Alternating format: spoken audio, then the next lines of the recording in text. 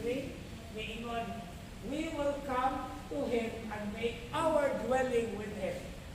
Now, to make our dwelling with Him is actually the same idea in the Old Testament of God's indwelling.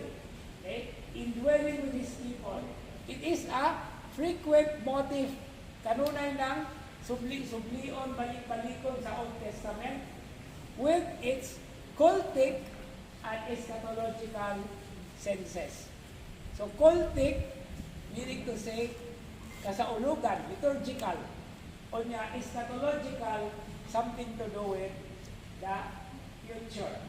Okay? Muna yung isulti sa Exodus 25, verse 8, Ezekiel 37, 26, and even the prophet Zechariah, chapter 2, verse 10, in its Greek version of the Hebrew Bible, which is called the Septuagint.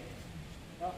Na ang pagpuyo sa Diyos sa iyang katauhan, okay, dili lang among His people, but actually with the people, the person. So and that's the reason why we are also talking the heart that embraces the presence of God. Okay, and note in this verse the plural sense. What is the plural sense? The plural expression, we will come. We will dwell. Okay? We will come to Him and make our dwelling with Him. So, dili lang si Jesus, apil na ang amahan.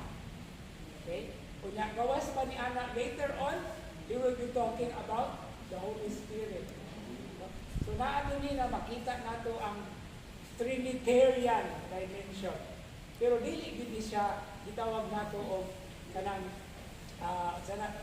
specific o kuan gyud about the Trinity kay wala man. Ang Trinitarian idea or concept will only be developed in the post-scriptural times. But it comes from the Bible. Okay? And Jesus here is opening to that particular understanding. Now, the reference here of Jesus in the New Testament, in the Gospel of John, is the new spiritual presence of God that is being prepared by Jesus in the hearts of people. Okay. Balik na punta. Kasing-kasing sa katauhan. No? So, sige tayo balik-balik sa kasing-kasing. Okay? And then, to be understood with the indwelling of the Spirit, called an advocate. Okay? And later on, he will be talking about that as well. And this is to achieve His coming and dwelling on earth. Ang pagpakatao sa anak sa Diyos sa pulong, ang pulong na himong tao, muna'y tuyo ug tumong so that He will dwell.